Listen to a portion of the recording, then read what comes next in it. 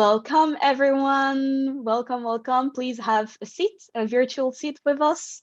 My name is Neila Benamara. I'm the SDG Program Manager for BLab Europe. And absolutely, Neila, it's a great pleasure to be here with you. Thank you for this opportunity. My name is Ilse von Kampenhausen. I'm part of the executive circle of the BMW Foundation. It's an honor to be part of this beautiful story of collaboration. We're so excited indeed, because it's such a big event today. It's the last event of a big campaign, right, Isabel? Absolutely, and it's a really beautiful story. Very, very nice. So again, thank you for joining us. We're talking about a special day today, as I said. It's an SDG 17, and it's part of a much broader and bigger campaign, SDG campaign, that BLab has led during the whole month of September. You may have already seen some of the activations along your way, but for those that haven't seen, this campaign is all about contributing to the momentum that is happening during this month together with the UN, the United Nations General Assembly, and all the momentum and the energy around the Sustainable Development Goals, known as well as the SDGs. So the campaign is all about highlighting and how the movement, the B Corp movement that some of you may know already, is contributing to that agenda, and showing up how the different elements and members of the movement are contributing, from certified B Corps to movement builders, to founders, to different partners and like-minded organizations. Today is a special day because it's the last day. We're presenting, as we said, the SDG 17, which is the last SDG, but not the least important. It's actually, in my personal opinion, one of the most important, since we're talking about partnerships for the goals. And partnerships are actually a key enabler and an essential and necessary element if we aim to achieve any of the other goal. It's encompassing and helping us to define what is the right attitudes and mindsets for us if we want to be able to achieve those goals. We all have a role to play in different angles, perspectives, and by doing it together and collaborating on that, then we can aim to achieve them. But before that, then I will introduce it to Isabel, who will let us know more about the agenda that we have in the next session. And thank you, Neila. I love the framing about SDG 70 because I think it's all about collaboration, and that's the key to success. And that's also why we're launching today notebooks on extreme collaboration, because we see, especially in the context of the SDGs, how difficult it is to make them a reality, and that we really need all hands on deck to get there. We can't really afford to lay back and stay in our comfort zones and only collaborate with those people who share our core values and beliefs. We have to go beyond. We have to be more courageous, more daring. And the books really help us to identify how to go about it, how to find shared ground, even with adversaries, and develop with them a common purpose towards which collaboration across silos and across beliefs is possible. The learnings of the books, or the notebooks, are based on the lived experience from the global movement of Cities Can Be, whose co-founders are the BMW Foundation, Sistema B, and Gulliver, a Chilean B Corp. Many people and organizations have contributed towards this joint effort.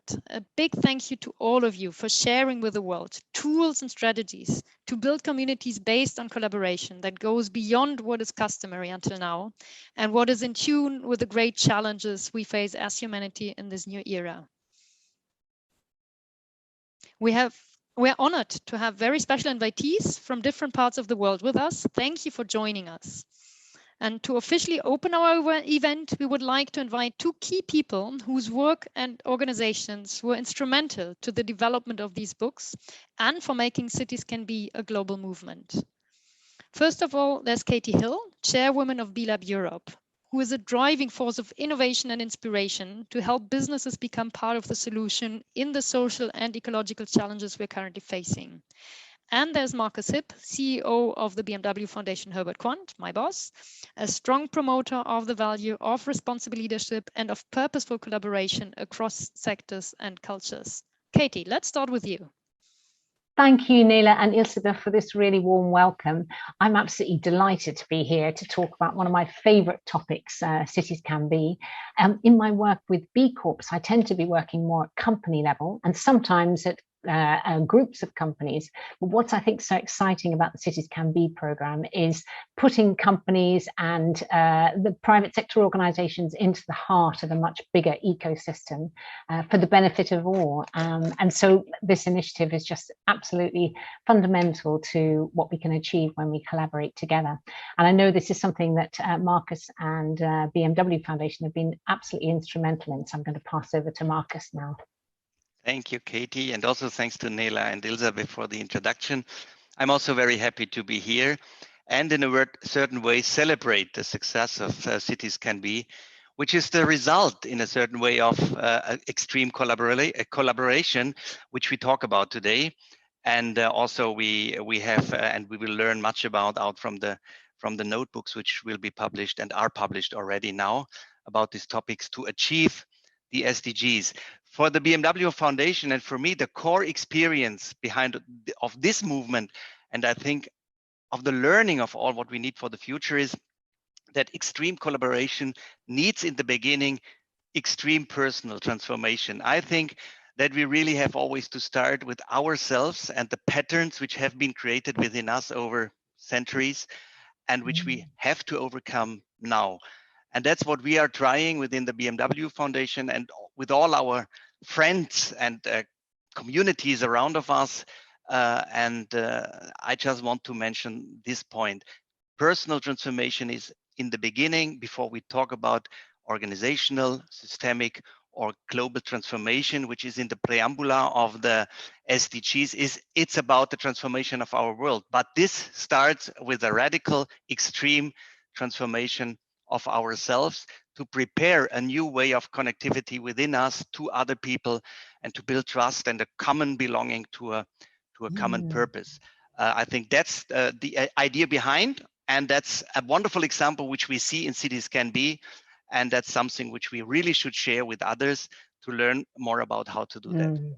Yeah, I couldn't agree more. And although extreme collaboration can sound a little bit sort of frightening, how do we get there? I think it's just the future. And what I think the books do so beautifully is sort of exemplify what it means to go beyond your own individual goals and what you really see as important to something which is much more about dropping the personal agenda, but finding a space for it in the bigger agenda. And as a result, creating links and collaboration with individuals and organizations you may never normally have done so.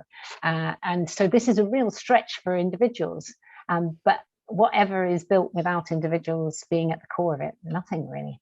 And in fact, even the notebooks themselves have been formed through extreme collaboration, a crowdfunding program with 135 individuals over 25 countries have gathered together so that these notebooks can be written and guide all sorts of collaborations going on in different cities, from Asuncion to Santiago, Mendoza, now coming across the channel to Europe, where Barcelona are just beginning their work, and then Edinburgh is working from the work they did under Scotland Can Be at a country level.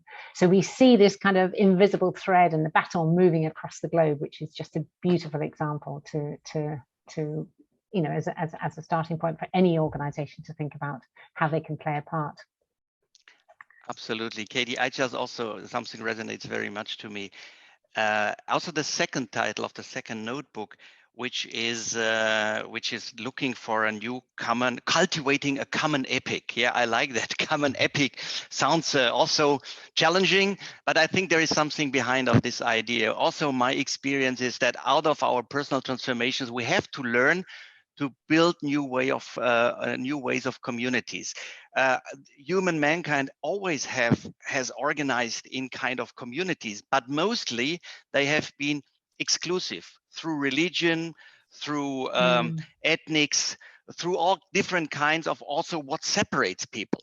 And what we have to create in programs like Cities Can Be, but in much more other contexts, is the same experience of community, but totally inclusive as a global experience without a kind of transcendent truth nobody knows. It's really about, and that's for me the SDGs. We have first time in history, we have a kind of secular framework of what we have to achieve within the next 10 years and of course within the future, which is not depending on ideological things or believings or religions. It's a secular framing done by nearly 200 states and so many organizations and people around.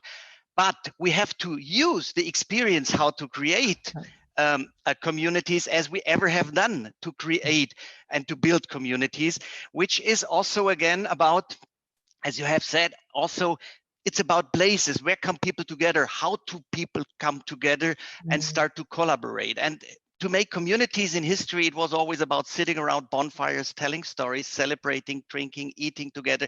We have forgotten also these elements of community building. And that's something which we should include. And the BMW Foundation tries explicitly to include that in our work. That how do we build communities? Yes, how do we build, and who is involved in that? Who's going to actually take ownership, responsibility, put their efforts into doing that? This is a collaborative activity. You can't leave it to one body or one individual, and otherwise these things don't last and they have temporary impact. So the idea that actually we can club together and create the future city we want it to be, and that it can go on after the individuals who've set this up are playing a part, I think is vital. Seems to me that's SDG 17 all over, and that's what we really aim to do. So I hope the rest of the session that will be held this afternoon will be great.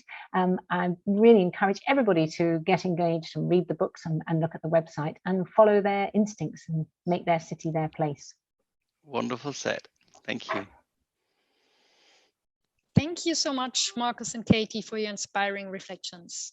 You stressed the deep human connection that is at the core of any collaboration and which allows us to move beyond mere networks of give and take, as you already described it, towards true communities of purpose. And to see these communities emerge in cities which become, as Katie says, hubs of impact and innovation and spread with the Cities Can Be movement from Latin America to Europe. That is really a truly global movement of extreme collaboration and a wonderful best practice. And this is, I think, incredibly encouraging. Nayla, it would be great to hear more on this by one of the founders and the spirits behind Cities Can Be. Won't it? I pass it to you. Thank you, Elizabeth. And as you said very rightly, one indeed of a spirit, I think it's a really good word to describe him. So I will present now actually Leonardo Maldonado, who's, as Elizabeth just mentioned, one of the co-founders of Cities Can Be. He's also from Chile, actually, and the co-founder also of a CEO as well of Gulliver and Borma Chile. He's also an experienced international consultant and a speaker for open ecosystem for collaboration, innovation, and entrepreneurship. So Leonardo has a lot of experience and knowledge combining both, and not only has accumulated all of that, but is actually very keen and open to share it with others, to demultiply and to make sure that we can reach that common vision that we all have. So he led the writing of those books that have been written in a very open source. Everyone can access them. And we're going to hear from his own voice what those books are all about. And you will see how we can mobilize for cultural changes and also uncover tools and strategies for extreme collaboration. Welcome, Leonardo. Let's listen to you. Thank you very much. We're very happy and very grateful to be able to launch our Extreme Collaboration Notebooks. This is something that wouldn't be possible without the support of Sistema B, Gulliver, and of course the BMW Foundation, who has been with us all along. And it's the work of many people. We've been collaborating with Tomas since the beginning, and this wouldn't be possible without Pedro and his writing skills that has allowed us to put our learnings into words. And of course, the wonderful art of Alejandro, who not only helped with the books, but whose amazing art is illustrating this presentation. The whole idea of these notebooks came in the midst of the pandemic.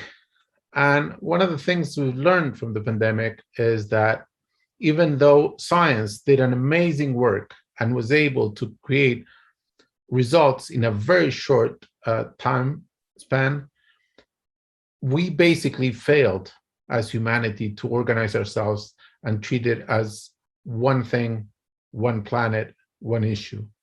We actually still are dealing with it one country at a time, which has proven not to help at all and makes absolutely no sense if you look at it systemically. So basically what we've learned and what we are saying here is that if our global governance doesn't work and doesn't produce the results we need to solve the humanity's grand challenges, we need alternative ways. And so in the first one of our notebooks, we talk about the example of the Paris Accord.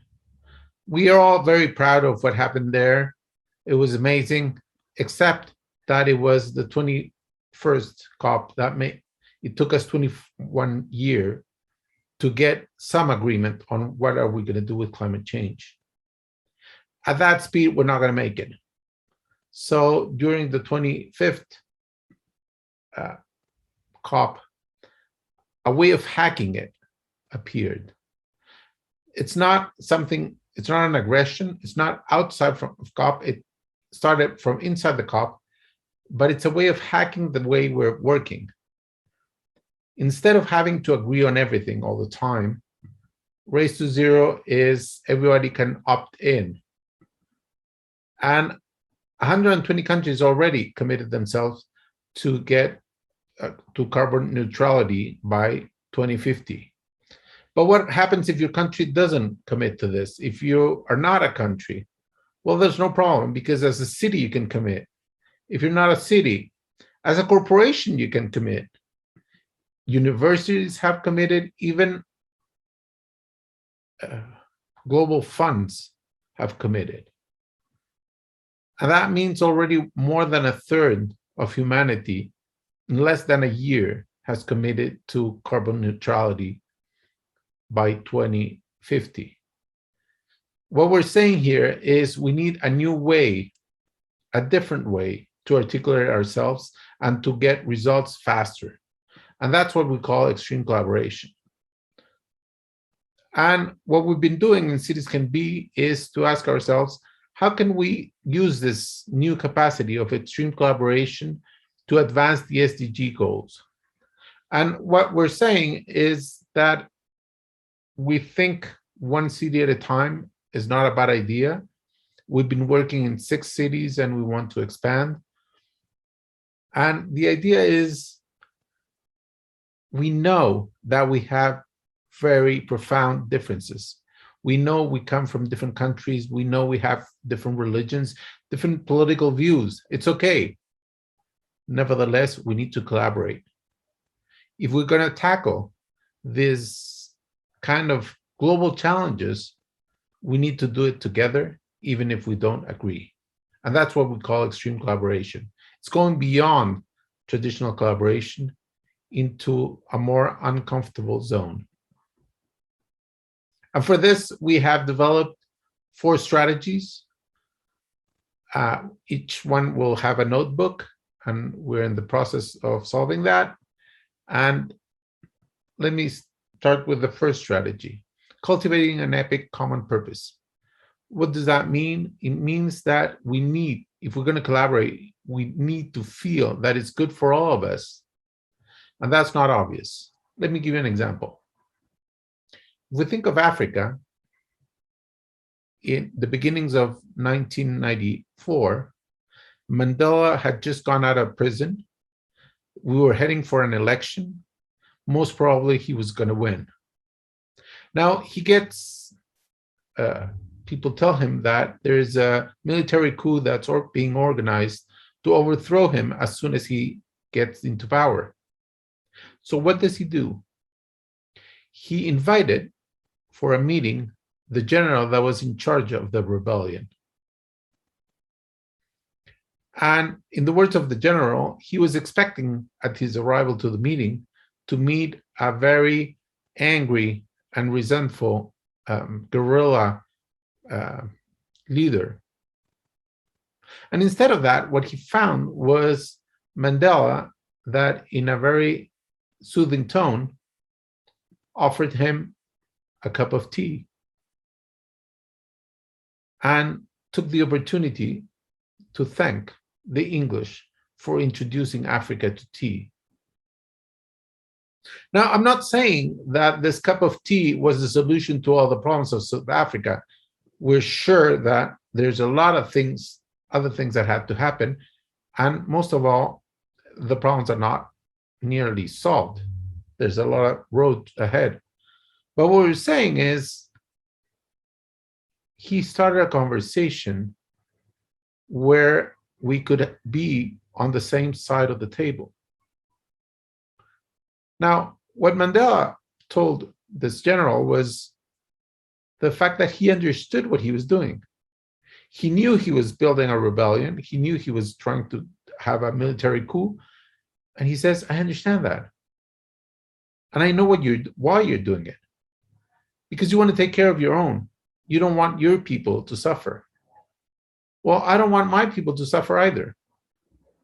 And what I do know is that if that moves on, we're going to end up with a civil war. And if we have a civil war, all of our loved ones are going to suffer. And we're going to have a lot of people dying because of this. So why not work together to avoid the bloodbath? If we are trying to avoid the bloodbath, we're both on the same side. We're all taking care of our own, and we'll have the best result for everybody. What we're saying is that the fact that things are good for all of us, it's a way of seeing, it's a way of talking, it's a way of understanding reality. And what's interesting is that you can do this if you start thinking of a new way of seeing things. And that's what the second book is about. Now, to build this epic common purpose, you need to start thinking about what part of the past we can honor. If we ignore the past, the future doesn't make sense. We need to understand the past, and there's parts of the past that divide us, but there's part of the past that make us grateful of being who we are together. We need to focus on what's working when we're dancing together in the present. And we need to be able to co-create a narrative of what the future would be amazing for all of us. These books have canvases for each tool, and that allows us to work in every situation to, in this case, be able to build this epic common purpose. Supposing we have this epic common purpose, then we need to intertwine stakeholders. What does that mean? It means that we need to rethink what it takes to collaborate. We were raised with the idea that to collaborate, we all need to agree in everything all the time. And that's very hard. That's almost impossible. So we actually think that that's not the way. We shouldn't be trying to do that. Maybe it's easier if some of us agree in some things sometimes. We think that's a much easier thing to achieve because all of us have goals, have different political views, have different ways of measuring what we're doing. We have different agenda, have different tasks that we need to accomplish. We have different resources, and we all face different challenges. So to forget about our specific agendas, to join the other players, just doesn't make sense. We need to take care of our goals. We need to take care of our challenges, but look for synergies. And if you do this, there's 1,000 ways we can collaborate. We don't need to agree on everything. We just can find places where we can collaborate. Doing this has allowed us to mobilize over $3.5 million to advance the SDG agenda in our different cities. And just in Santiago, we've managed to get 80 different institutions to collaborate and work together to achieve this. Now, we also have a canvas for this, and the idea is to always have this question of who else could we incorporate in our governance? What other purposes, what other initiatives could be done in the governance of the city can be. And the same thing once we go into the projects. In this specific project, who else could we involve? What other purposes could it fulfill? What other actions could we call that get more people in the game? Now, once we have those two taken care of, we need to engage business. We're certain that the common good is not just an issue for the government or the NGO sector. Business can have a huge role leading this. And it's not just us saying it. The World Economic Forum declared it, that it was going from shareholder capitalism to stakeholder capitalism. And it makes all the sense that we support this and we encourage this because we're part of the B Corp movement and we are certain that business can be a force for good. Now, to do that, we have conveyed 750 companies around our different cities to take the B Impact Assessment, and over 120 companies have worked together for 6 months process to improve their footprint, their impact in society and the environment. But also companies not only have to improve the inside, they can actually help projects that are government-led or citizen-led. And that has happened with all these companies.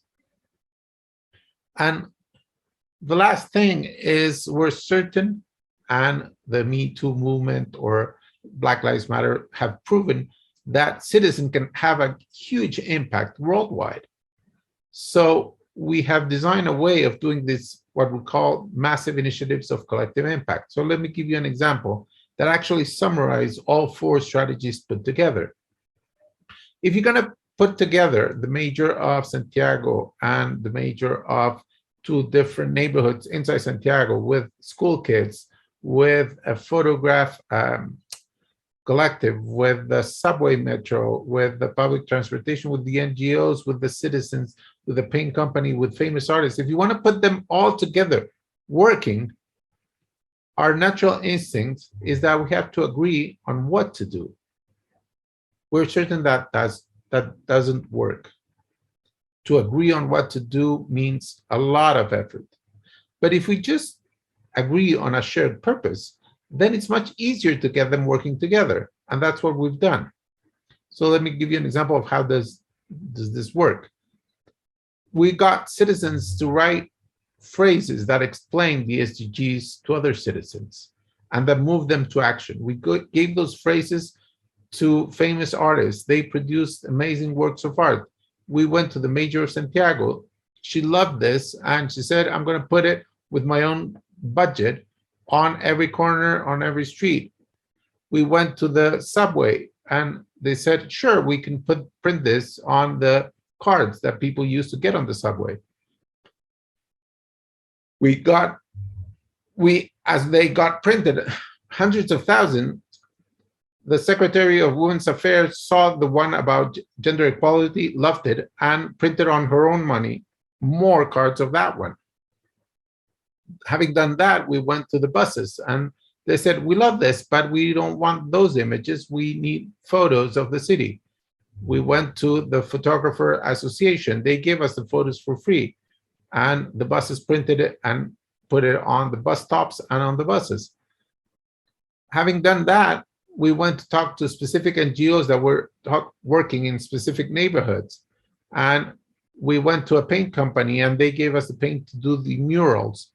We discussed with the citizens what mural made more sense, what SDG moved them along. And once we had built a mural, building the second one or the third one was very easy. The paint company was more than happy to provide the paint, and we could work with the school kids to actually do the painting and decide what SDG was more relevant. What's interesting is that this actually summarized all 4 strategies. An epic common purpose, engaging companies, engaging people, and intertwining them instead of having them all to agree. This is what we call extreme collaboration. Now, we're convinced that if we want to stop seeing this kind of images, we actually need to get our act together. We need to start working together, even if we don't like each other. This is not a country's problem. This is not a city problem. This is a worldwide problem. We need to act as a species, and we haven't been able of doing that. That's why we've been writing these extreme collaboration notebooks, and that's why we're releasing them with a Creative Commons license so everybody could use it. Thank you very much. Thank you so much, Leonardo, for all those stories that you have shared, because really those are all the storytelling about not only what are the methodologies themselves, but understanding where it's coming from.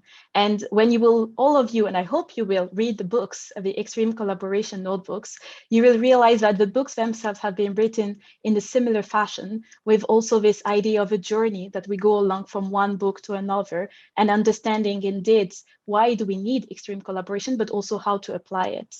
Leonardo has also mentioned especially the need for synergies and this methodology that is not about just all of us having a consensus and agreeing on everything all the time, but how we can adapt to differences and apply in a more inclusive way a collaboration methods that can indeed enable effective partnerships at a much global scale to accelerate the change for that common vision we're trying to achieve together. So I hope you will find and you will be curious enough to go check and apply also in your everyday those tools and methodology. But before that, it's not over yet. Now we're going to listen to another really interesting stakeholder that I'm going to let Isalbe present herself. To you, Isalbe. Thank you, Nela. It's a really great honor of having Adam Kahane with us today. He is director of RIAS Partners, a global social enterprise that helps businesses, governments, and civil society organizations to work together to address complex challenges. He's a leading architect, organizer, and facilitator of collaboration processes. And he has worked in more than 50 countries. Really impressive to see the scope of topics and people he's covering. He's been in every part of the world with executives and politicians, with generals and guerrilla, with civil servants and trade unionists, with cabinet ministers and community activists, clergy and artists, you name it, working on such diverse issues as education, health, energy, food, environment, security, development, governance, and peace. Among many books, he's also author of Collaborating with the Enemy, How to Work with People you don't agree with or like or trust. Or, put it in different words, a book about extreme collaboration, As Cities Can Be would label it. The publication illustrates impressively how the most unlikely collaborations can succeed and are the key to success for complex challenges, even with people we strongly disagree with. We are honored to have you with us, Adam, and we look forward to be inspired by you. The floor is yours. Thank you for inviting me to be part of this event. Thank you, Leonardo, for your wonderfully clear presentation and for your beautiful book. I realize when I see these that you and I have been walking along a parallel path, doing really very similar work, but in different spheres. And so I'm thrilled to be able to be part of this event and to talk with you about my experience with and my way of thinking about extreme collaboration. And what I want to focus on is what I have learned from my experience for the last 30 years, not just about extreme collaboration, but about what it takes in practice to enable, or the word I use is facilitate, extreme collaboration.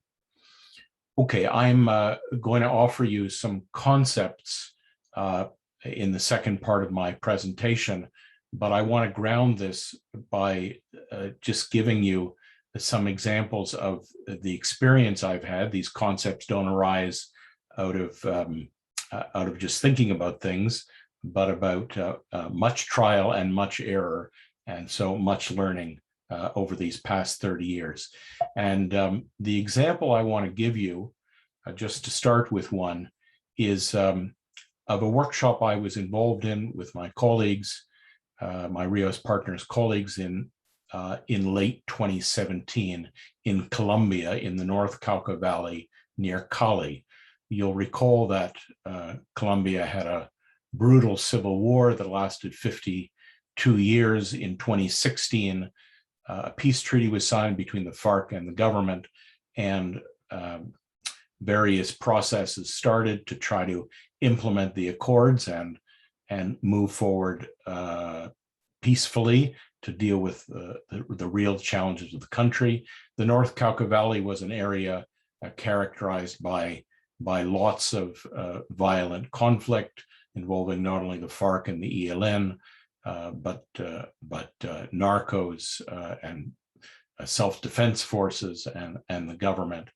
And in late 2017, we were involved in a process involving a group of actors from that region, from all parts of the system, former FARC guerrillas, CEOs, philanthropists, Afro-descendant and indigenous people, campesinos, etc. And maybe you can understand, given what had been going on in the area, this was a very difficult workshop, huge suspicion, and in fact, one of the consequences of this is that no photographs were allowed to be taken because people thought it would be dangerous if they were seen to be collaborating with their enemies. And so I wanted to give you an image of what it means to do extreme collaboration, not in theory, but in practice. So I'm using photographs from another workshop, actually in Mexico, but which use more or less the same methods. So I'm not going to go into the differences between these two situations, but this will just give you an image of what I mean when I say facilitating extreme collaboration. The participants started in a circle, introducing themselves. You don't know these people, but maybe you can tell even just from the photograph, they're not comfortable being in the same room, facing each other. And over the hours that followed, these are chronological photos, you can see that things changed.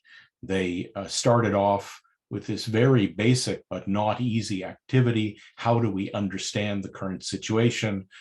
Using Lego models to explain how they saw the system that they were dealing with. In this case, a transgender government official explaining her understanding, and the man next to her, a prominent businessman who I think you can see from the expression on his face, trying to understand why does she see things the way that she sees them. There were lots of activities in the workshop room, also walks together.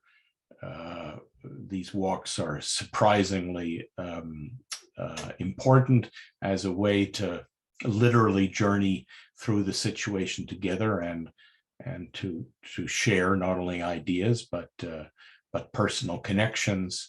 And you start to see from these photographs people's body language changing as they try to develop a shared understanding of the situation they're dealing with and what can be done about it, to literally construct shared understanding, in this case, scenarios for what could happen.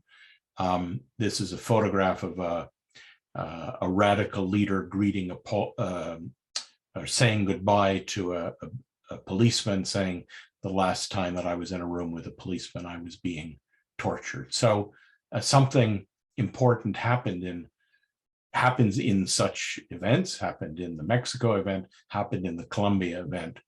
And in the Colombia event, one of the participants was a man named Pacho Duru. Pacho is very well known in Colombia. He's a famous peacemaker.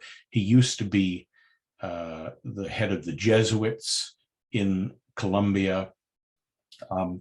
In November 2017, when we had this workshop, he had just the week before been appointed as president of the Commission for Truth, Reconciliation, and Non-Repetition. So big job. I had met him before. I admire him a lot. I was surprised, having had this big job or just been appointed to this big job, that he had come to our local workshop. And I asked him why he'd come. And he said that he was interested in these methods for working together amongst diverse actors. He thought he might be able to use it in his new position.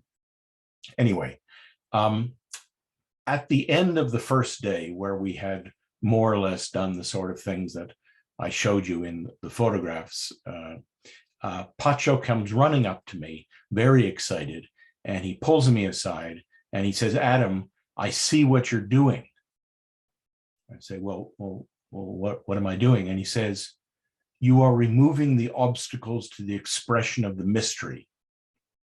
So this is a hard sentence to understand, but I respect him a lot, and I knew he was telling me something that he thought was very important.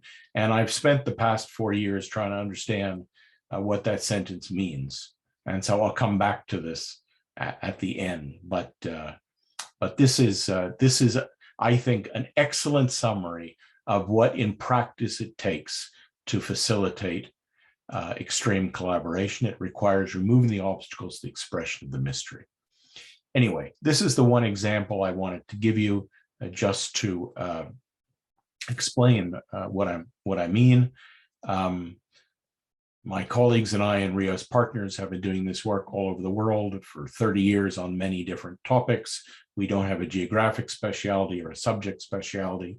Our specialty is processes for facilitating diverse teams to work together on complex and important challenges that they think they can't tackle separately. And that's my day job. My job on the side is to write books about it. So I have this pretty serious discipline of stepping back every few years and trying to make sense of my experience, of what I've learned from this work on the ground. And the ideas I want to share with you now are from these books, and in particular the book Collaborating with the Enemy, How to Work with People You Don't Agree with or Like or Trust, and my new book, which came out just a few days ago, Facilitating Breakthrough, How to Remove Obstacles, Bridge Differences, and Move Forward Together. So in the second part of this talk, I'm going to just share with you 3 ideas from these books that I think you might find helpful. The first is that when we talk about collaboration, it's really important to understand that it's not the only option. There's actually 4 options. When we have a situation that isn't the way we think it ought to be, we can try forcing it to be the way we want it to be, using our authority or charisma or money or guns to make it the way we want it to be, regardless of what others want. We can try adapting. We can't make it the way we want it to be. We try to find a way to live with it. If we can't make it the way we want to be, we're not willing to live with it as it is, we can try exiting. And collaborating needs to be understood as a 4th option. Might be your favorite option, might be your least favorite option, but it's not the only option. And it's helpful to realize that the word collaborating has 2 meanings. If you do a Google search of the word collaborating, you get images like this, these calm, peaceful, interesting conversations, but you also get images like this, 2 women who were accused of being collaborators with the Nazis after the Second World War in France, paraded in the street without their shoes and with their clothes torn and their heads shaved.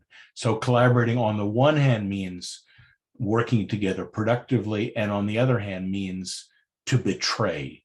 And I believe that this tension is intrinsic in collaborating in diverse groups. And the question is, how do we manage this tension?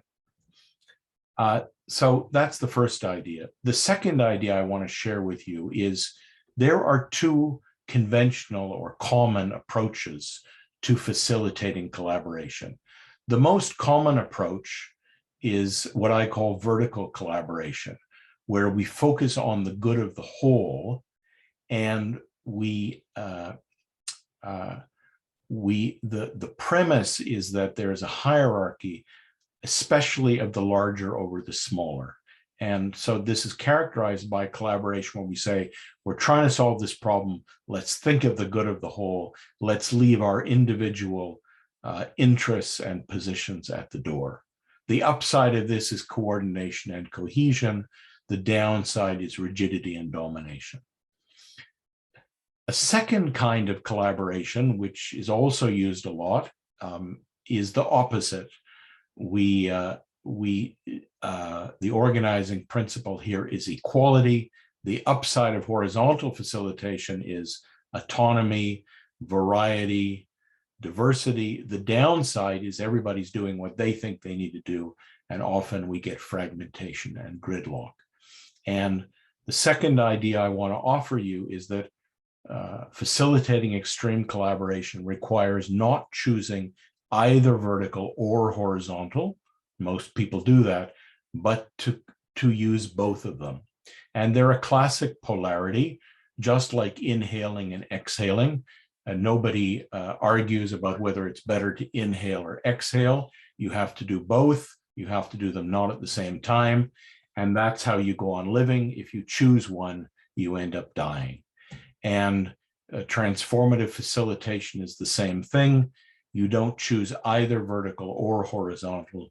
You alternate between them. And in doing so, you move forward together rather than ending up with polarization and stuckness. So that's the second idea I wanted to share with you. This is the essence of the book, Facilitating Breakthrough. And the final idea I wanted to share with you is the idea that I have come to from that statement by Pacho de Rue that he thought the essence of what he saw me doing was removing the obstacles to the expression of the mystery. So without getting into the theology of that statement, here's how I understand it, that the essence of transformative facilitation is helping people move forward together.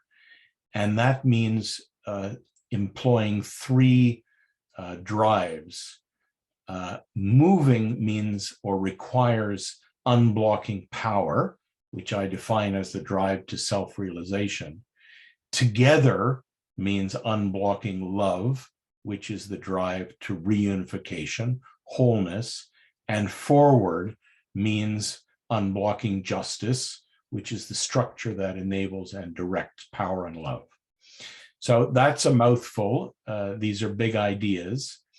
But I think this is the essence of what's required to facilitate systemic transformation, what's required to facilitate extreme collaboration. Thank you very much. Thank you, Adam, for sharing your thoughts and ideas. That was incredibly inspiring. And it's also, I think, personally encouraging to see how much is possible if people really are willing to collaborate and really push the boundaries and take the courage to walk into space where we're not in our comfort zone. Thank you very much for sharing this and for leading the path towards a collaboration, which is at the core of what we currently need to be able to address the challenges that we're facing. Thank you very much. And I hand it over to you, Nayla. Thank you, Isabel. And I'm happy to announce now the last part of our event today, which is not the less important, actually very also interesting and very exciting to show with another perspective and angle how multi-stakeholder collaboration for the SDGs can be achieved. So we have, again, other new special invitees that will share their own experience on that specific topic and define how we could build together a strategy and accelerate the achievement of the SDGs from very different perspectives. But instead of presenting the panel itself, I will present first actually our really amazing moderator, Thomas de Lara, which is, I introduced before, and one of the co-founder of Cities Can Be and contributor to the books, but I'm happy to introduce now the other also co-founder of Cities Can Be and co-leader as well. So Thomas de Lara is also a board member of Sistema B Brazil, board advisor to CEBDS, Brazilian Business Council for Sustainable Development, and also a professor in economic innovation courses in other countries. So again, also someone that has so many different perspectives to bring and knowledge. So we're now here to listen to you, Thomas. The floor is up to you. Nila and Isabel, thank you very much for your co-hosting, wonderful co-hosting. It's a very great pleasure for me to be here launching the Cities Can Be books on stream collaboration within B Lab's global campaign on SDGs. I have with me amazing people that are very inspiring, that are using their work and the SDGs to advance the Agenda 2030. And also, I just wanted to mention that today we are celebrating the SDG 17, which has 19 targets. And if we could boil down those 19 targets, we will into a tweet. This would be like this: to promote multi-stakeholder partnerships and international cooperation in order to achieve the Agenda 2030. So we'll be talking about collaboration, partnerships, multi-stakeholder approach on partnerships, and bringing a little bit back the notebooks that we are launching and the amazing lectures that we heard from Leo Maldonado and Adam Kahane. I just wanted to pick one sentence from the notebook number 1, How to Achieve the SDGs, which says that producing collaboration with others involves having common stories. So what we'll be talking about in this panel, it's about stories that inspired different people, stories that use the SDGs in order to leverage its impact. And I also want to pick up a sentence from Katie in the opening session. She said on the importance of dropping the personal agenda in order to find space for a bigger agenda. I think that's really relates to the SDG 17. And also pick up on Marcus' talks and thoughts on it. He said, for the first time in history, we have a secular framework built by almost 200 countries on what we have to achieve in the next 10 years. And that those are the SDGs. So yeah, I would just wanted to mention that our global challenge that we are living today demands a new understanding of ourselves in the world, and to go beyond our normal way of collaboration.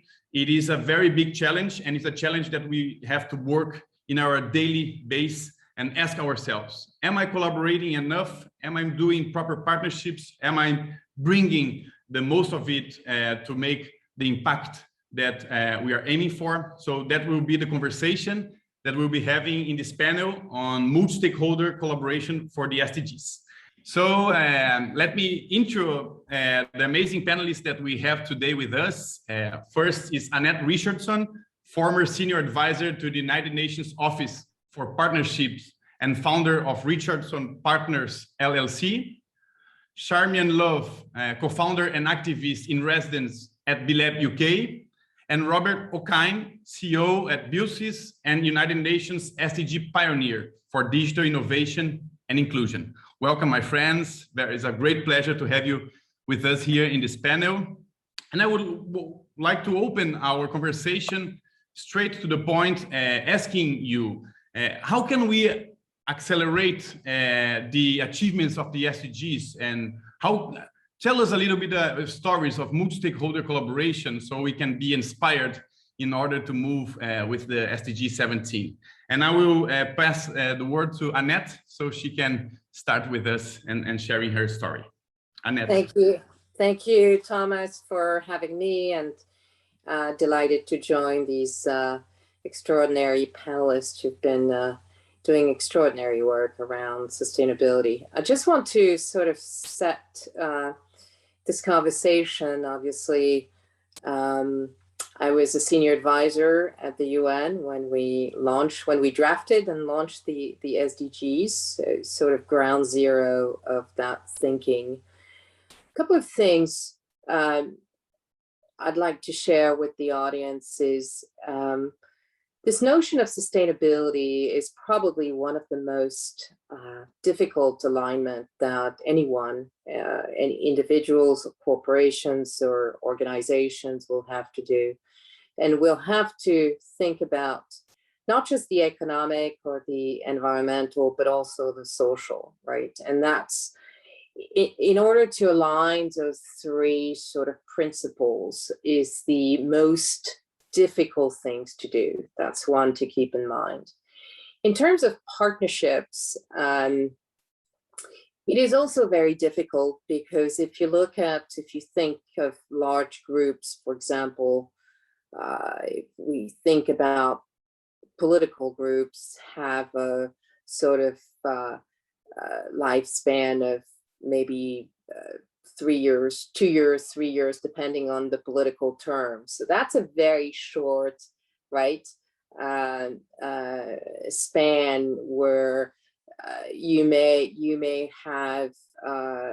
find partners within the political arenas who share your interest in advancing an SDG, but because their lifetime, their lifespan is short, you may fall really flat. Same thing with, I think, businesses. Businesses have a 3 to 5 years agenda, and therefore, So I like to look at communities because communities, people have a much longer sort of agenda. They think about much more organically and comprehensively about their life. And so communities are, to me, some of the driver and the core drivers of partnership building. If you forget to if you omit to actually look at communities on the social level, I think you miss you miss some of the important framework around partnership.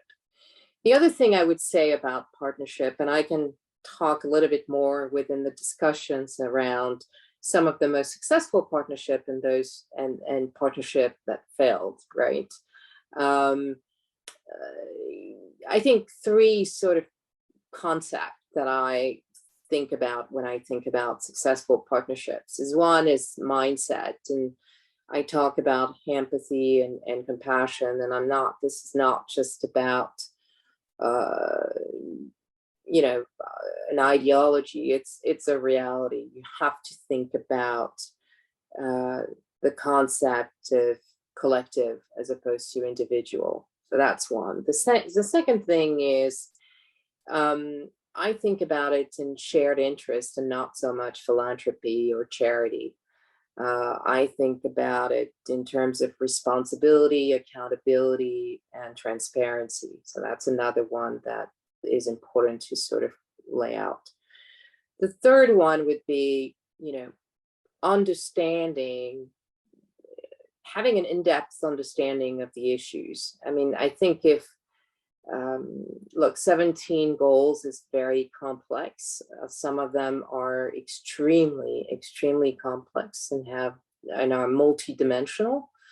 And so, I was lucky to spend about 10 years at the UN. So I always say I have an MBA in sustainability and not just in knowledge, but in practice as well.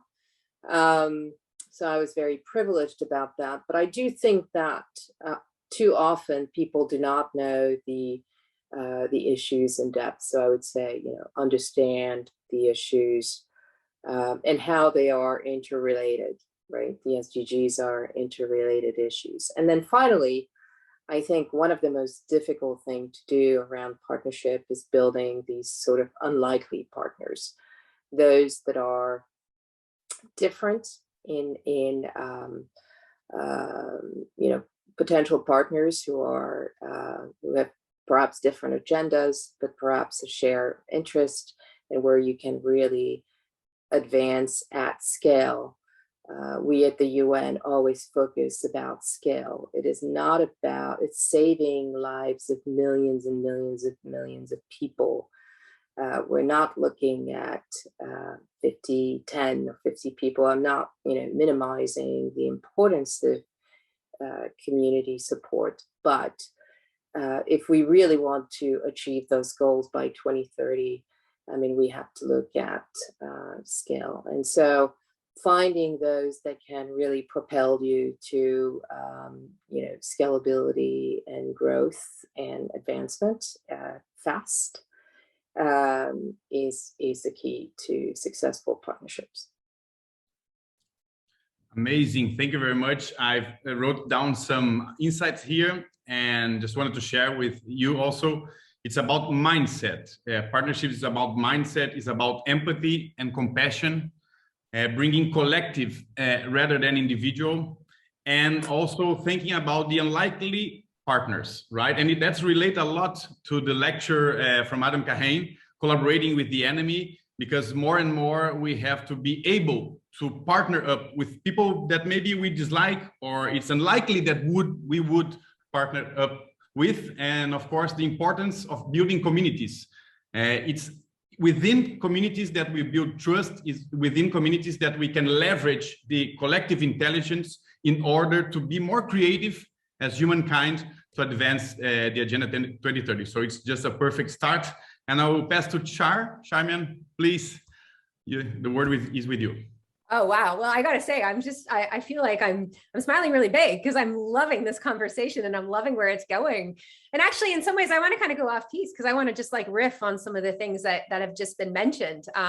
And maybe we can explore a little bit more in discussion. But I think one of the things that really got me in the notebooks and sort of the books that we're launching here today was this idea about an epic common purpose. And I've really been sort of really thinking about that word epic because we are an extraordinary moment right now in the world, a moment that really matters. So this is a chance for us to be really choosing what side of history we want to be on in thinking about that purpose. And to me, that connects to the SDGs. And I think, Annette, you and I were kind of having this conversation earlier about the idea of the SDGs being the closest thing that the world has to a strategy. And I was sort of saying, I wish I knew who in the UN had said that, because I'm certainly, that's not my line, it's somebody else who said it. But I loved this idea of framing it as a united strategy that we all have agreed to and actually are coming together around. And I think, Annette, you had mentioned it being also like a roadmap, a way for us to think about, how do we unite on this path to this, on this epic journey that we're all on and we all need to work together on. So I'm sort of reflecting just on sort of some of the things that I know are part of the notebook and I think are part of this really kind of critical moment we're at and why the SDGs are so important. So again, they're the strategy and they're this roadmap for collective action. And as we've also talked about, they are interconnected, right? So I think, one of my students once talked about it being like SDG spaghetti, and it's actually like a bowl of noodles that are sort of rainbow in color. And actually what we really need to lean into is the reflection that this is complex and it's complicated. So the story that we are all uniting around does actually require different people that have different perspectives on this bowl of spaghetti, on the sort of ways in which these different really important goals do connect with one another. And that's why it is so important to really, with intention, stretch out the types of partners we're working with, the organizations that we join on this epic collective journey.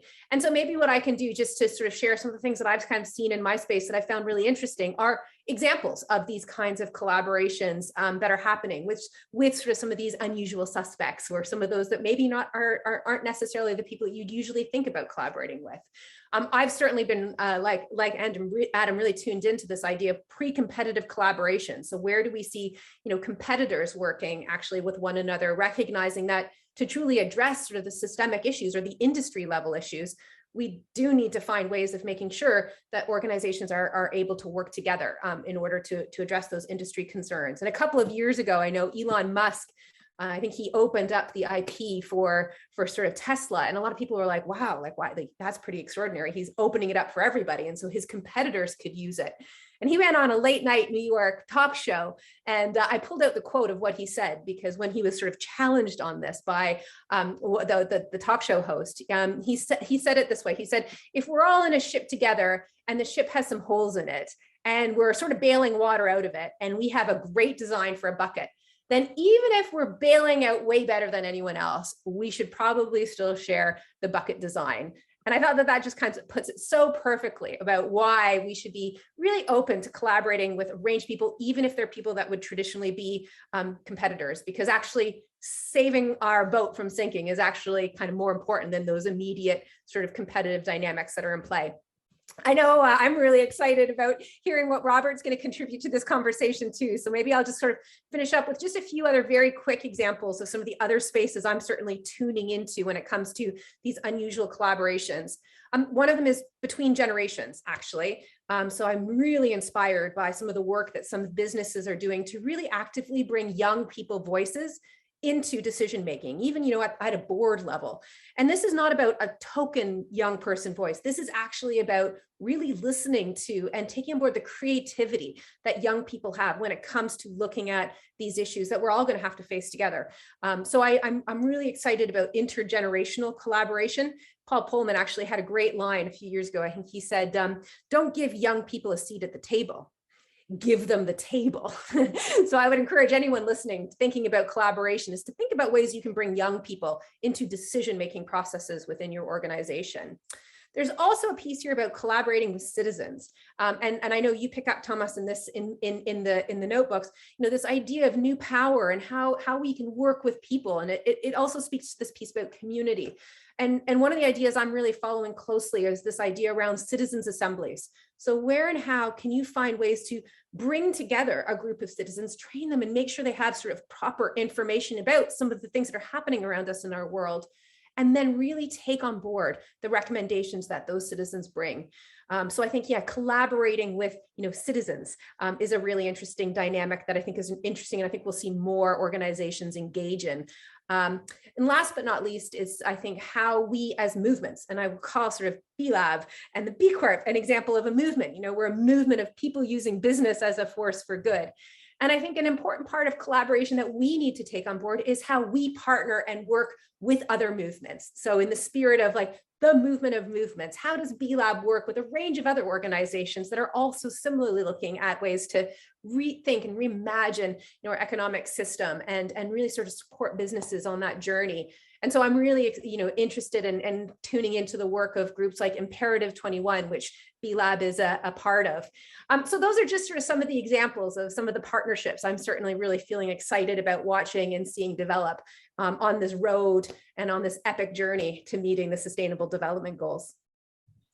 Thank you very much, Shar. And I just wanted to also mention the notes I've taken from your speech about open source and Creative Commons as we wrote the books, right?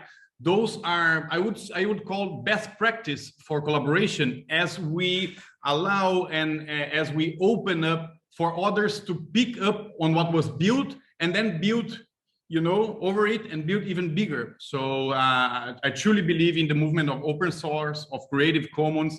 And as also you mentioned about the notebook number 2, how to cultivate an epic common purpose, which is a very important way to gather different people to feel that they own this project together, and then they can put their hearts, their minds, their hands into the work and really make it happen. And I truly think that open source, Creative Commons, and different practices and approaches to collaboration are super important on it. So Robert, with you, my friend. Thank you very much for this platform. So I'll quickly jump into it to accelerate the achievement of the SDGs. That's goal 17, which is partnering for the goals. It's critical because the SDGs cannot be attained by a single economic force because we are interconnected, interdependent. And if we compare the place that we find ourselves, that's Earth, as compared to other planets out there, it's our common home. That's what we have. So while partnerships are often discussed in utopia, the notebooks on radical collaboration provide an exciting perspective. And that models how much stakeholder collaboration has been leveraged in my professional life in transitioning from academia to industry and founding a company based in Ghana. As highlighted by Leonardo and Pedro in the notebooks, multi-stakeholder collaboration often happens without seeking it, without knowing it, with people you don't know, with a purpose you don't share, and without trusting each other, which is quite contrary to the idea that collaboration must begin with consensus, shared roadmap, and trust. From experience with various projects that I've worked on, every project is intertwined. It builds us to build trust with a new customer who does not know us, whom we do not know. The synergy builds when undertaking the project with specific goals and actions to gender, inclusion, poverty reduction, governance, transparency, and accountability, and among others. Helps us to build a case to be on another project each driving us closer to our vision of developing unique digital solutions for the SDGs, making us more ambitious into innovating new products offerings that are scalable, like Annette mentioned, which will impact more lives in the shortest possible time.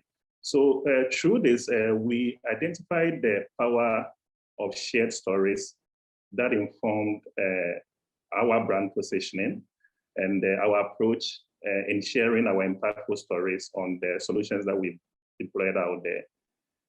We ended up looking at our mission as a company, which now uses the we. So we go like, we work with inspired people to deliver life-changing digital solutions that enrich lives and transform organization. It's a mission that is centered on multi-stakeholder collaboration. Today, we work with independent contractors to collaborate with our internal teams, resources, and capabilities to deliver solutions in 63 project countries. Most we have never been there before.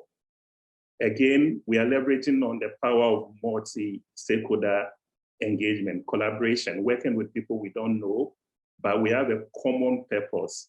And that common purpose drives us to deliver on the solution. That common purpose drives us to engineering the solution every step of the way. We collaborate with you to deliver a solution. We don't need to collaborate with you throughout the whole project life cycle. And that is one thing that I really find amazing in the book. I want to intentionally, based on what I've said in the book, probably work with enemies that I know and see how it, because for everyone out there, there's something that strikes, something that that you can build upon. And I like the statement around the enemy's love, meaning your enemy loves something. So in collaboration, you need to look at all those things. What are the players? What are their interests? And see how you can leverage on that one to deliver the solution. So from in retrospect, I realized that no business starts with a trusted or loyal customer or employees or stakeholders. You take the first step and it intertwines with the next. People learn to trust along the process, and the same goes with multi-stakeholder collaboration towards advancing the SDGs. Yeah, so I'll leave it here whilst we're jumping into other discussion. Thank you. Thank you very much, Robert. And I love that you mentioned interdependence, which is a loving word for everybody from the B Corps movement, Cities Can Be. And actually, interdependence is basically the organizing principle of all life on Earth, right? Without interdependence, life wouldn't have thrived. And we know that collaboration is in the heart of evolutionary biology, right? No man is an island, no woman is an island, and every living being emerges out of ecological niche, right? Which, you know, one builds out of the other. So I truly believe that one of the biggest inspiration we have is nature. And when we see nature, when we observe nature, we kind of start to understand how things, you know, evolve. And what we want to evolve is our civilization, is our economical challenges, and evolve the integration that we humans have with the environment, with Earth, and also evolve our cities, right? So interdependence is very important logical mindset, as Annette mentioned before, in order for people to be able to envision a future together, have an epic common purpose of a better city, more inclusive, more sustainable, more regenerative, right? And more environmentally sound. And that you don't need one single roadmap, as Robert said. We need all to do this, right? We need a common epic purpose where, well, the city, the city is the result of what we do. And then we can develop different initiatives out of the multi-stakeholder partnerships that are being made with a common purpose, which is to have a better city in which we all live. We are all neighbors, right, in a city. It doesn't matter if you are a public servant, if you are an activist, if you're an NGO leader, if you're a CEO, whatever, right? If you work in a restaurant, we all are neighbors. And we are neighbors even in our planet Earth also. So this new mindset is the mindset that we have to advance. So yeah, let me open the conversation with you, people, to also comment on anything that you like. I maybe would love just to pick up on this point here about inspiration from nature and interdependence. It actually reminded me of a really beautiful story that we were sort of uncovering as part of some work we were doing to look at different ways to explore collaboration, in particular when it's looking at the circular economy. So we worked with Oxford and the World Economic Forum to put together a report around how to build collaboration in order to achieve sort of the transition and the acceleration to a more circular and regenerative economic system.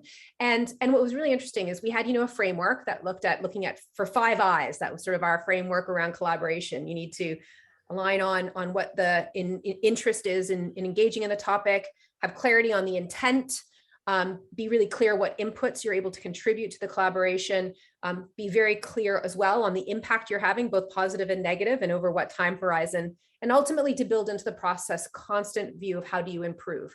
So we had this framework, but actually what we also found that went well with that framework was actually taking inspiration from living bridges.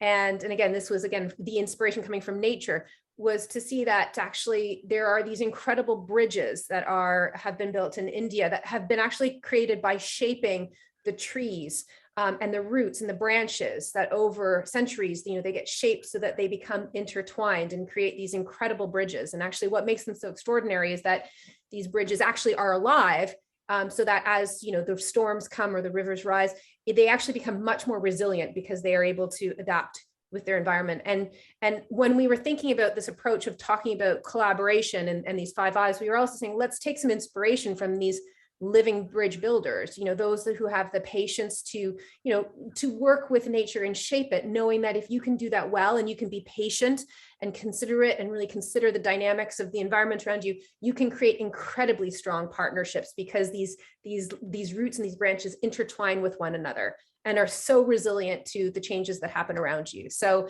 I think I really want to I just want to reflect on, there is really great wisdom that we can learn from how we can work with nature. And I think there's some great stories that are out there that we can appreciate when we think about the different ways of putting into practice some of the collaborations that we know are needed in order to meet these roadmaps on the road to the Sustainable Development Goals. That's a good point. Let me build on the nature and zoom in on the shared stories. And if you look at what happened quite recently that we can all relate to, is the COVID effect on all of us. So let's say in collaboration, for me, it was a radical collaboration. If we were not even working together as neighbors or country or whatever, at a point we were all being affected by something that we don't know about. So I have a story in Africa that maybe I have a neighbor who was affected by COVID, probably lost his life. You have similar stories around the world. That shows how we are connected as one people on one common home, we call it. If we start to focus on the stories, meaning we have synergies in the stories that we tell. So now, what will drive someone into collaboration to solve a problem, to get us closer to achieving the SDG?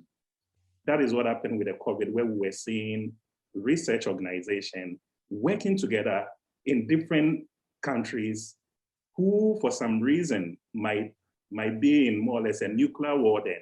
But now they were ready to solve one problem that we were all facing. So for me, I see that as an epic purpose, and it's something that we need to build upon it.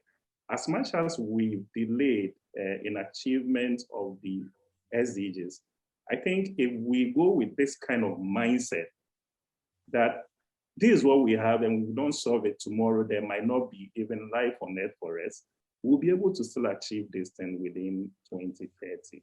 We can do the same with climate change. We can do the same with corruption. We can do the same with gender equality. It's just having the right mindset to get it done, like Annette started with. The right mindset is very important. Thank you. Now, I'll pick up on what Robert said about one of the most dynamic and meaningful partnership that I've experienced and witnessed during my time at the UN is often during emergency relief efforts. Because obviously a region or country is in crisis, and people are able to shift their mindset in a different way and adapt, right? To mitigate sometimes traumatic situation. I always go back to the Ebola crisis. I was actually where I am today, in my home in the south of France, and I got a call, and it was August. I was not due to come back to the UN until September for the UNGA, and I got a call from a friend who was representing a big private sector, big mining company in Sierra Leone, and they had been struggling with their employees on the ground dying of Ebola in real time. What they had formed was an extraordinary network of other mines in the region, because the UN wasn't there yet, and other health organizations were not on the ground. There were some small labs that were there. But they had formed a really unique network where they were exchanging on a daily basis, sometimes hourly basis, some of the issues that they were facing, some of the symptoms that their employee were actually, And when I got the call to really sort of move the UN, particularly OCHA and other WHO and others, it was an extraordinary time when we were able, actually in real time, to put a set of private sector companies together with the UN. We brought some NGOs on the ground to actually be able to collaborate around this particular issue of Ebola. The efforts and obviously everybody had a very specific and different agenda. However, their shared interest was, how do you mitigate that issues, that has become a crisis and upon us as employees are dying, communities are just being disseminated by this disease. My hope is, and I've seen a lot of nightmare stories and failures around partnership, but my hope is that we don't need a crisis to really be able to build intelligent, strategic, meaningful and long-lasting partnerships to really scale some of the most dire, challenges that, people in sub-Saharan Africa, Southeast Asia, and even, now in the United States with climate issues are facing. We are entering, the irony of it all is we live in a global world that is where we can see in real time what is happening, and that is pretty remarkable.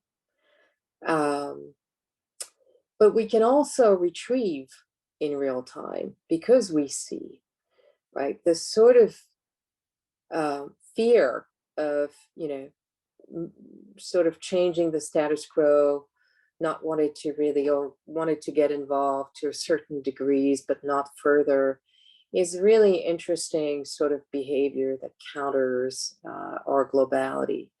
So as much as we are global, I think we are also fearful of what is in front of us. And sometimes it is paralyzing, it is limiting, and that's why I go back to the communities and people. people who have much more to lose in many ways, and who have a timetable that is much longer than politicians or even business leaders. You know, when you buy a house in your community, you want to look at schools, you look at hospitals, you look at your neighbors, right? So you take a sort of a scan of, you know, is it good for you to actually settle in that community? And that's how we should do in business. I think businesses should look at, you know, how impactful they are going to be into particularly emerging markets, you know, when they try to settle in, and how meaningful their impact will be long term, not short terms sort of bottom line. And so that's what I want to see. I want to see really meaningful partnerships, not in time of crisis, but really to prevent any crisis that are, you know, upon us. You know, then we can talk about COVID and what just happened, but and what will continue to happen around COVID. This is here to stay, obviously, and how. But I think the chaos that ensued, you know, in so many levels, I think it's lesson. It's a really hard lesson. Yeah, indeed. COVID was an extreme sanitary and human issue and challenge that we faced. And also the extreme weather we are seeing, the climate crisis that we are seeing, demands more and more this extreme collaboration, this approach and this new mindset of empathy and really building strong communities in order to achieve the Agenda 2030. Yeah, I just wanted to give a last words from Charmian and Robert so we can finish the panel. Just some quick thoughts, tweets. Yeah, I was actually quite moved at this idea of like, how are we moved as humans? So again, I'll take some inspiration from nature. I learned a word a couple of years ago that I really love, and the word is heliotropy. And it's a term actually from botany, which refers to the tendency of plants to grow in the direction of the sun. So you can imagine these fields of sunflowers that actually, as the sun presses the sky, the sunflowers follow it. And I think that's a really nice metaphor, because actually I think we as humans are not that different than our cousins in the flora community. I think we will grow taller and stronger and faster when we are motivated by something warm and light and positive. And I translate that into the future that is represented by meeting the SDGs. But also sunflowers are not like helium balloons that you can kind of let off and they'll keep on floating upwards. Sunflowers are deeply rooted to the ground. And actually, Robert, you used the word radical in your remarks. And I recently learned that the origin of the word radical is actually radix, which means root. And so I take inspiration from these sunflowers, because I think we must be moved by the hope of what's possible, and then maintain our rooting, our grounding in the urgency of what we're facing. And I'm not sure that the fear that is out there, let's be honest, exists, but it's almost like, how do we gain sort of strength and courage from those communities and the science that exists? Like, how do we stay rooted into the realities of what others are facing in order to actually make sure that we are hopeful, but grounded in the hope that we have, and use that as our inspiration for how we move forward. So that's my little sort of reflection, coming again from the world of nature, of what we can use as a way to approach some of these quite extraordinary challenges we're facing. Yeah, so my closing remark will be, looking at what we've discussed, probably having a mindset of what I'll call in crisis mindset. Around 60 requests for. Yeah, so having in mind, having what I'll call in crisis mindset. I would say the architect of collaboration, and I think the book referred to it as like the oracle that leads for collaboration to happen. We need to create something where we see the world as what it is, because for me, at every point we are in crisis. I think we've closed our eyes to the crisis. The climate issues are crisis. Gender issues are crisis, corruption are crisis. If we go into in crisis mindset, I'm sure we'll be able to advance collaboration. We'll be able to free ourselves from the structures that are there that holds us back in collaborating. We'll be able to see the commonality in our stories, in solving the problems that we face in our community. For me, this is what I think we should be doing going forward when it comes to collaboration. Indeed. Just a closing remark from my part. I think we have to be more gardeners than architects, right? To plant here, to put water in there and see it grow and connect, work on the synergies on the garden, and in order to promote syntropy, right? So that's it. Thank you very much, Annette, Charmian, Robert. Amazing and wonderful panel. Thank you very much for this beautiful conversation. Thank you. Thank you. Thank you to you all. Thank you very much. Nila. Okay, Nila, back to you, my friend. Thank you. Thank you, Thomas. And now we have another amazing speaker guest coming with us, going to share another angle and perspective on that topic of multi-stakeholder collaboration. I'm here with Florian Kemmerich, who is the chair of the YPO Impact Networks Council. Hi, Florian.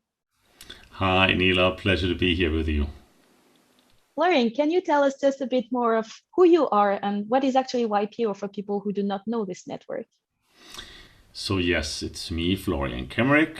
I live in Geneva, Switzerland. I'm a father of 5. I dedicate my business side to the impact investing space. So we invest private equity, private debt in commercial companies servicing the low-income population in emerging markets. So it's really around essential services, access to money, access to energy, access to healthcare, access to education, and a lot of smallholder farming. And we collaborate there with large organizations, of course, being based in Geneva, also with UN agencies, with the World Bank. So that's what I do on my business side. And as impact is a big topic for me, my personal leitmotif is impact lives and share profit. Because I've learned over the years that very often free money will keep poor people poor. But if you invest your money for financial returns and to trigger change on the ground, that's actually something feasible, and it's more and more accepted and interesting. So in the same sense, within YPO, I joined YPO in 2007. Originally in the Mexico City chapter, and then have moved on. And within YPO, I'm part of the North Star chapter, where we are really dedicated on purpose, purposeful leaders. And there, within YPO also, we have the networks, and there are the business networks, depending on which industry we are in. We apply and we focus on specific sectors. Then you have personal networks, you have the family networks, and the impact networks. And within the impact networks, according to the focus of YPO 3.0 strategy on people, planet, prosperity, and peace, we have the People Action Network, the Peace Action Network, the Planet Action Network, and the Sustainable Business Network, which is focusing on the prosperity. So this is where I am today, and this is what we're doing in a very exciting time, especially under the auspices of the SDGs, SDG 17, which is all about partnerships. And the interesting part is, 10 years ago, YPO was rather a peer-to-peer CEO organization focused on learning, individual learning, to become a better leader through learning. And we were not going outside. It was more inside viewing and benefiting for the members. And that has changed, very exciting, since 2018, really, in terms of looking outside and looking at how to change or to trigger change in the world. And that has 3 aspects on the impact. As a YPOer, it is my vocation. So what I dedicate myself upon for the greater good of the planet and people. It is a second component, which is business as a force for good.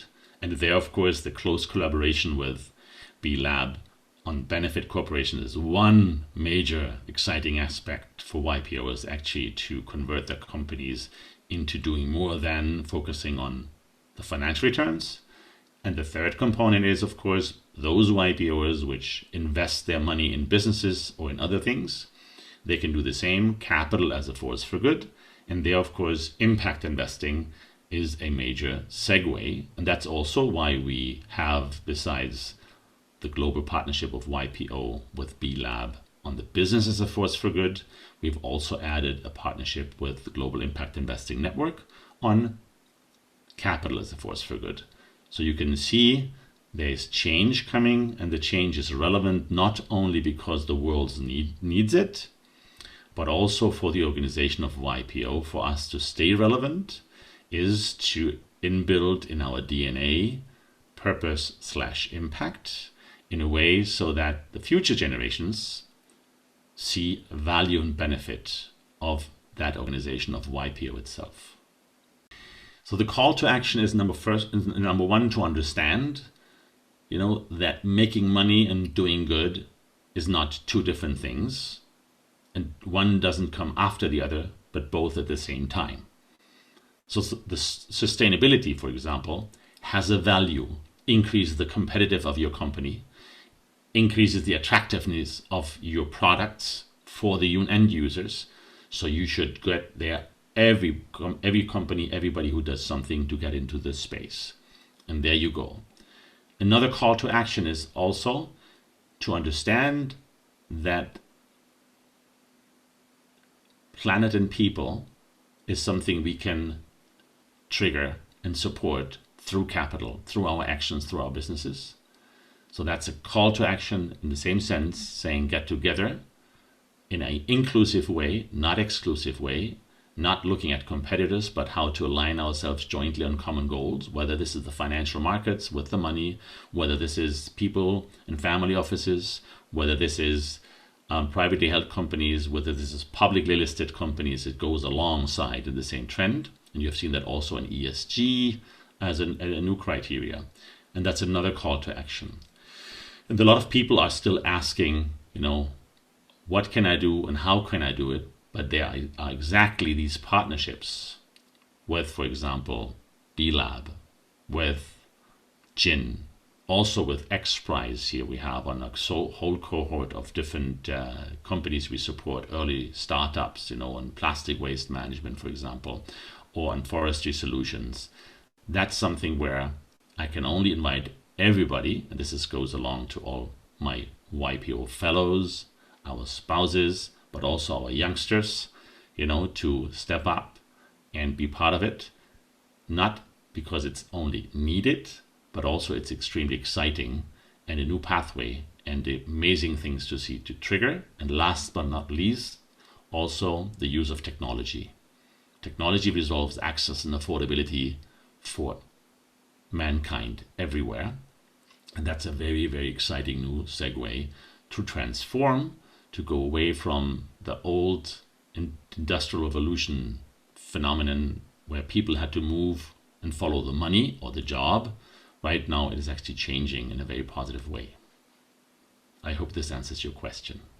It does. It goes way beyond. Thank you so much for all this inspiration, Florian. And I do hope many people will hear about that level and potential you're talking about to accelerate the change and leverage it throughout all those different levers that you've mentioned. So thank you so much for being with us today, part of this adventure and part of the extended movement. Hey, likewise. Great being here. Great also listening to the panel itself. A very exciting time to see so many people getting together and really triggering change. Thank you so much, Thomas, but also all the panelists and all the other speakers of this event, Marcus, Katie, Leo, Adam, and all the audience that joined us today, that have followed us from all the different parts of the world, which is also the idea of having this virtual event. It's bringing us closer in order to convene and collaborate all together. So we hope you enjoyed and you found valuable information in that event, that you got inspired, but not only inspired, but also motivated to take action and also to apply what you've seen today. Isabel, do you want to add anything? Yes, thank you, Nayla. First of all, you're probably all curious to learn more about the books we've been speaking so much about already. You can download it at the following link, www.colaboracionesextrema.global. And you can also find the link in the chat. And please feel warmly invited to download it, to read the books about extreme collaboration, which is available in 3 languages, in English, in Spanish, and in Portuguese. It is a Creative Commons product, so feel free to download, share, and distribute it. It's meant to find as many readers as possible. And please also use it as an invitation to enter into this promising field of collaboration, to use the tools and tricks which are shared there on how to make collaboration successful, and to also boldly push the boundaries of what you think is possible, because probably much more is possible than we can imagine right now. And just as a small, perhaps, illustration of what can result from extreme collaboration, I think COVID-19 has taught us how fragile our realities are now. And how much this crisis has put progress into question, and poverty reduction, gender rights, and health, of course. So many things have been put at risk, but it has also taught us that if unlikely forces come together across governments, businesses, and sciences, we can create in record time, and nobody thought that possible, a number of vaccines that guide us out of this mess. I think now it's time to collaborate, to extremely collaborate globally, and equally courageously to make this success accessible to everyone in each corner of the world, because it's extreme collaboration that we need to build a sustainable future together. So please read the book and spread the word. Thank you for joining us. It was a pleasure to be with you. Thank you and bye-bye. Thank you, everyone.